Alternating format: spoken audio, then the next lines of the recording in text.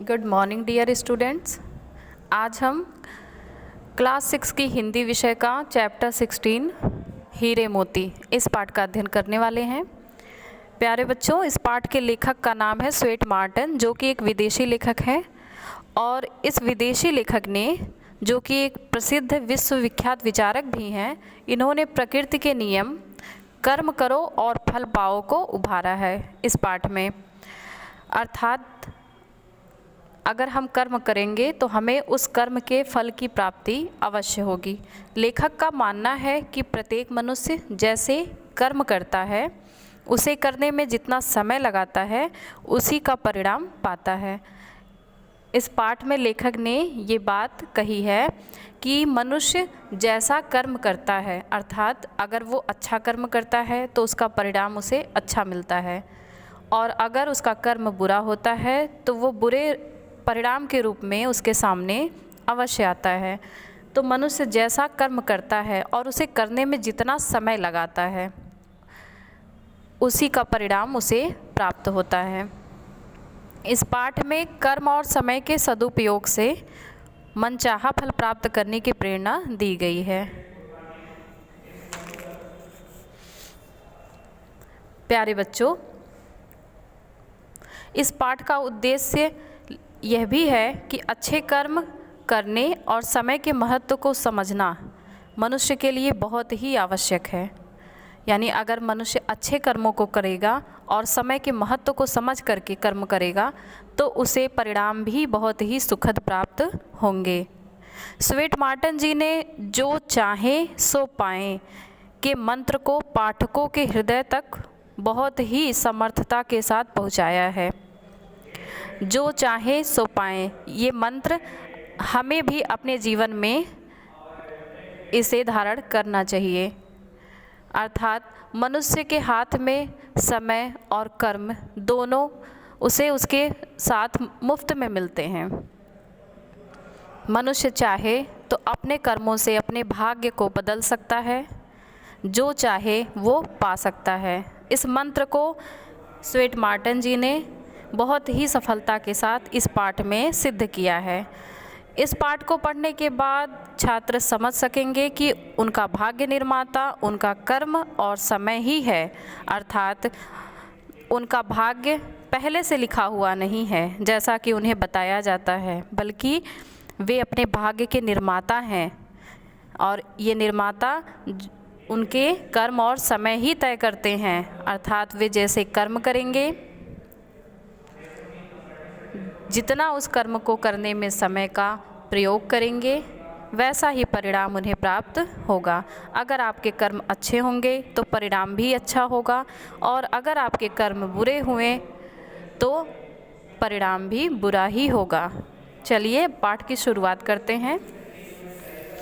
इस पाठ में दो कहानियों के माध्यम से लेखक ने, दो छोटी छोटी लोक कथाओं के माध्यम से लेखक ने इस बात को समझाने का प्रयत्न किया है कि कर्म और समय किस प्रकार मनुष्य के लिए महत्वपूर्ण है, और ये दोनों चीज़ें उसे जन्म के साथ ही मुफ्त में मिलती हैं।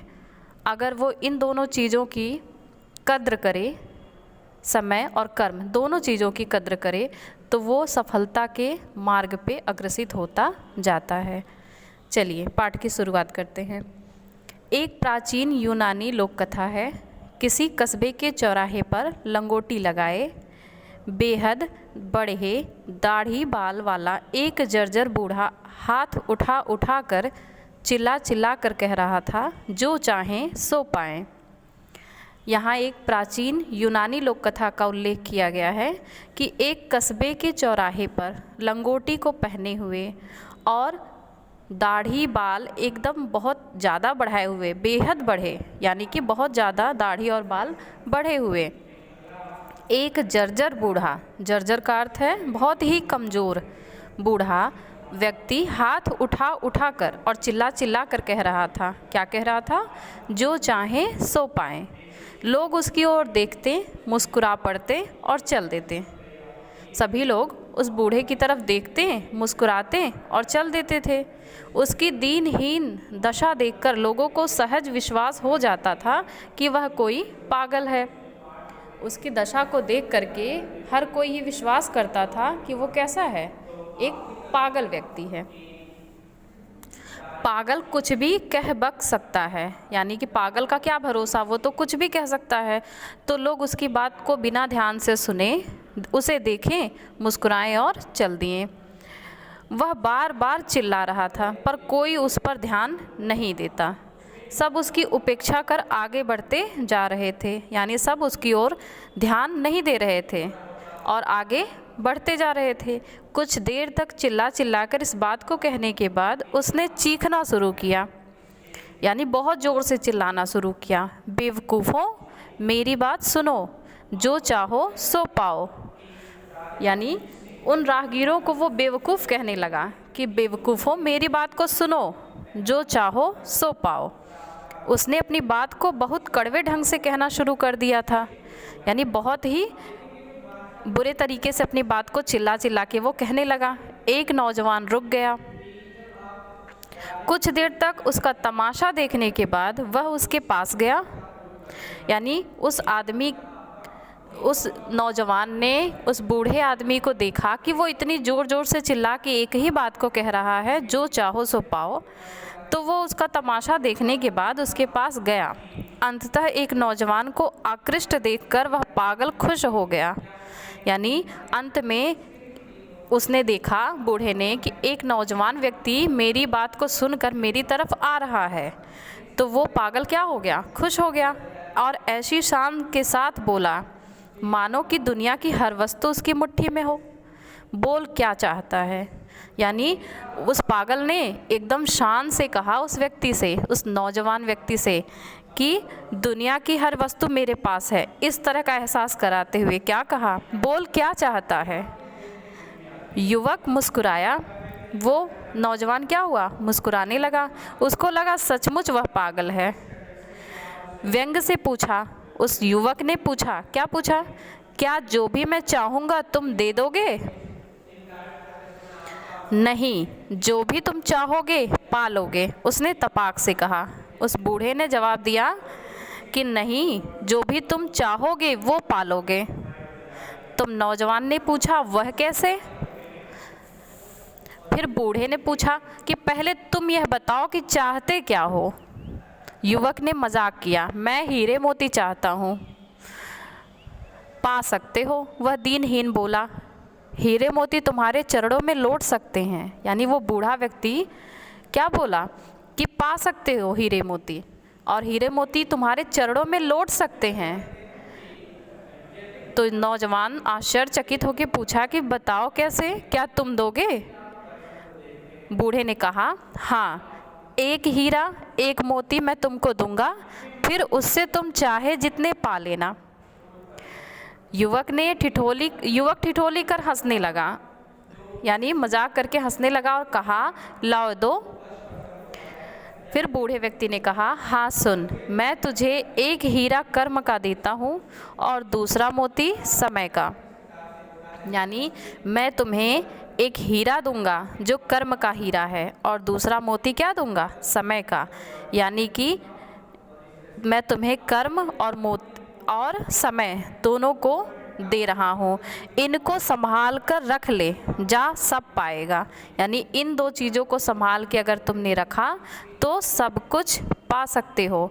वह युवक उसकी बात पर हंस पड़ा और उसे बेवकूफ़ समझता आगे बढ़ गया।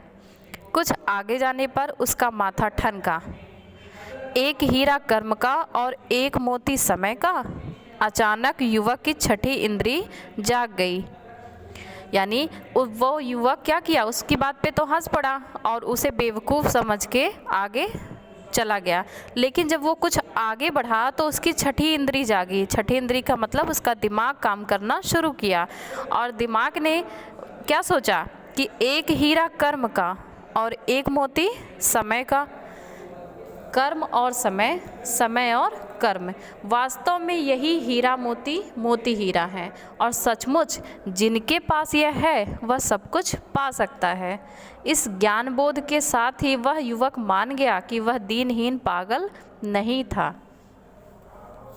अर्थात कर्म और समय ये हीरा मोती हैं और सचमुच ये दोनों जिनके पास हैं वो सब कुछ पा सकता है। उसके लिए इस संसार का कोई भी लक्ष्य ऐसा नहीं है जिसे वो प्राप्त नहीं कर सकता। और इस प्रकार ज्ञान होने के साथ ही वह युवक मान गया कि वह दीनहीन पागल नहीं था, क्योंकि इतनी बड़ी बात, इतनी समझदारी की बात कोई पागल व्यक्ति नहीं कर सकता है।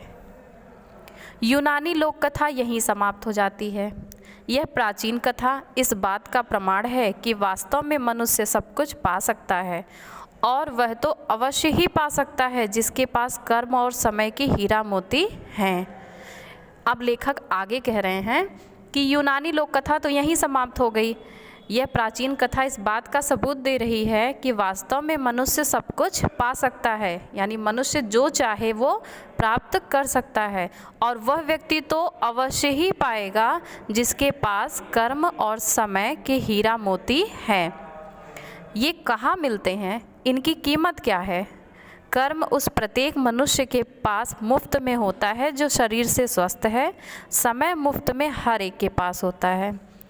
प्यारे बच्चों, यहाँ 2 प्रश्न पूछे गए, ये कहाँ मिलते हैं, इनकी कीमत क्या है? अब इनका जवाब आगे स्वयं लेखक देते हुए कहते हैं कि कर्म उस प्रत्येक मनुष्य के पास मुफ्त में होता है जो शरीर से स्वस्थ है, अर्थात इस धरती पर उत्पन्न हर वो प्राणी, हर वो व्यक्ति, हर वो मनुष्य